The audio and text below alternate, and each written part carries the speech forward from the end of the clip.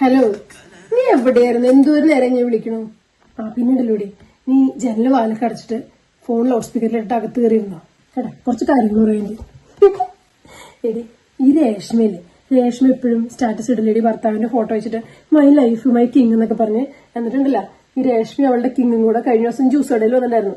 എന്നിട്ട് 2 ജ്യൂസ് വാങ്ങിക്കാൻ കാശില്ല. എന്നിട്ട് ഒരു ജ്യൂസ് വാങ്ങിച്ചപ്പോ 10 കുടിക്കണേടി രണ്ടുപേരും കൂടെ. അയ്യേ, നാണക്കേട്. എടി, കാശില്ലാത്ത കിങ്ങിനെ നീ കണ്ടോ?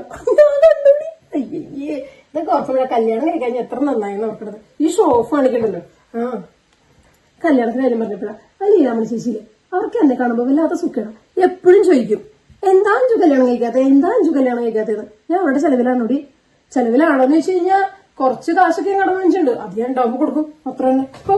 പിന്നെ അവരെന്നോട് ചോദിക്കും, ജോലിക്ക് പോയിക്കൂടി. ഞാൻ നിന്നോട് ജോലിക്ക് വേണേ, എനിക്കിവിടെ അല്ലാണ്ട് കാശ് കിട്ടുമോ? ഞാൻ ഈ കുടുംബശ്രീ നടത്തി ഇഷ്ടം പോലെ കാശ് ഉണ്ടാക്കുന്നുണ്ട്. ഇപ്പൊ തന്നെ ഞാൻ കുടുംബശ്രീയുടെ അതേ ഓണഫണ്ട് എഴുതിക്കൊണ്ടിരിക്കുന്നു. എഴുതി കൈ കഴിച്ചു. പിന്നുണ്ടല്ലോ, എന്നെ ജോലിക്ക് വിട്ടിട്ട് അവർക്ക് ഈ കുടുംബശ്രീയുടെ പ്രസിഡന്റ് ആവാൻ ഒരു പ്ലാനൊക്കെ ഉണ്ട്. ആദ്യം നടത്തി കൊടുത്തതല്ല. അയ്യടി, അവരുടെ മോൻ ജോലിക്ക് പോയിട്ട് എന്തായി? ബാംഗ്ലൂര് ജോലിക്ക് പോയിട്ട് എന്താണ്ട് വലിയ കമ്പനിയുടെ മാനേജറാന്ന് അവര് പറയണേ. ഒരു മാനേജറല്ല, എന്റെ കയ്യിൽ നിന്ന് കാശ് കടം വാങ്ങിച്ച് അല്ലെങ്കിൽ കുടുംബശ്രീന്ന് ലോൺ എടുത്താണ് ആ ചെറുക്കൻ ഓരോരോ കാര്യങ്ങൾ നടത്തുന്നത്. അയ്യോ, മറ്റപ്പ എന്നെ ജോലിക്ക് വിടാത്ത കാര്യം. വേറെ എന്നെ അടിപിള്ളേ ഒന്നുമില്ല, ഇങ്ങനെ ഇരിക്കണു.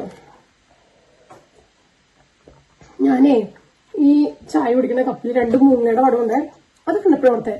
ലീലാമണി ചേച്ചിയുടെ ഭർത്താവിന് ഒരു മൂങ്ങയുടെ ചായയിലിടി. ഞാൻ എപ്പോഴും ഓർക്കാറുണ്ട്, ഒരു മൂങ്ങനെ പോലെ ഇരിക്കണേ. വെച്ച് സിനി വിളിക്കുന്നു. അവള് ഭർത്താവായിട്ട് പണിങ്ങി വന്ന് നിക്കല്ലേ, എന്തെങ്കിലും കിട്ടും. ഞാൻ വിളിച്ചു പറയാട്ടോ. വെച്ച എന്റെ സിനി മോളെ, ഞാൻ നിന്നെ പറ്റി എപ്പോഴും ഓർക്കൂടാ. ഞാൻ ഒരു ദിവസം അങ്ങോട്ട് വരാട്ടോ. പിന്നെ ആരോടും പറയണ്ട നിന്റെ കാര്യം. ഞാൻ ആരോടും പറഞ്ഞിട്ടില്ല കേട്ടോ. എന്തായാലും പറ്റിയത് പറ്റി. സുഖല്ലേ നിനക്ക്?